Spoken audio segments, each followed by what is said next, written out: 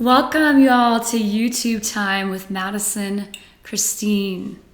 Today I want to talk about, as always, this wake up energy. Wake up and shake it up is what I like to do, as you've all probably noticed that have watched these.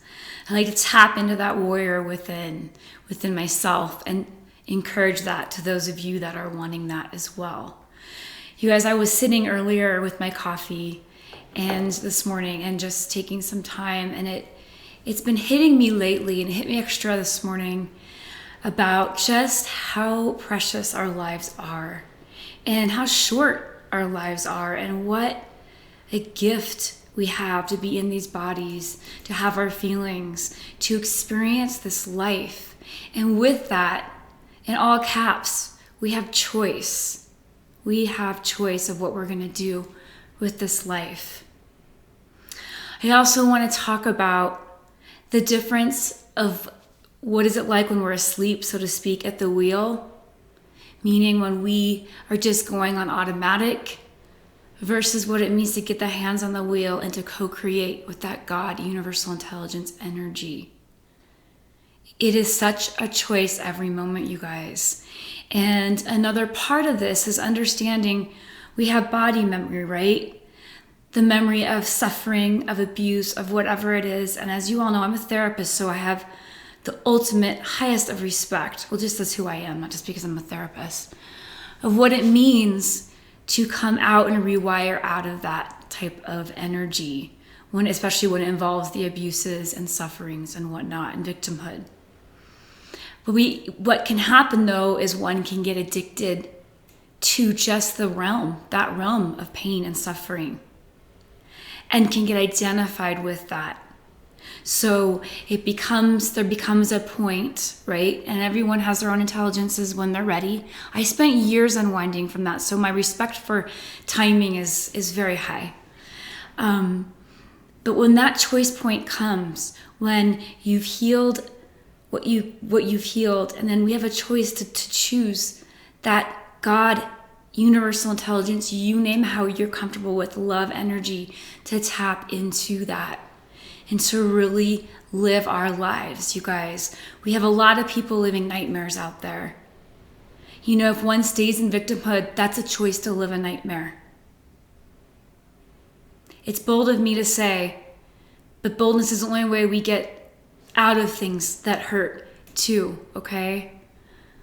And when we live, for instance, I choose to live the dreams that I've always wanted, and the dream to expand and to be part of making this world a better place, lighting up my own relationship to self, and in that I light up the world around me in relationships, right?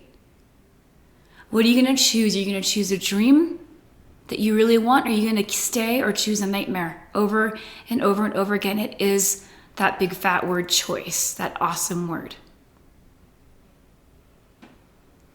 So that energy was just coming so strong, just recognizing that we have this gift called life. It can definitely not feel that way when you're in that real deeply painful wound or whatever that is. But as you start unwinding, as you start giving love to yourself and you unwind from that, you'll recognize just the absolute gift we've been given. And like I said, it's up to us to choose the life force, the God energy. You guys, that force is wanting more than anything for us to ask, and to ask for help, and to open those doors where our light truly shines, where who we are, it wants to guide us, that spirit within us. I've never felt it stronger than I do now. And of course, I'm only here to inspire the highest, the greatest in you, because every single one of us has that genius to tap, you guys. No one is more special than the other when it comes to that. It's just, how are we going to choose that, and what are we going to do with that?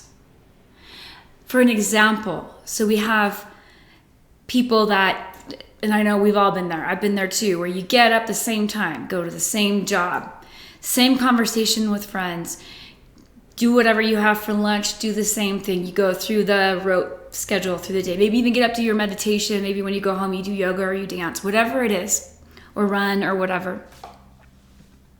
That's all great, right?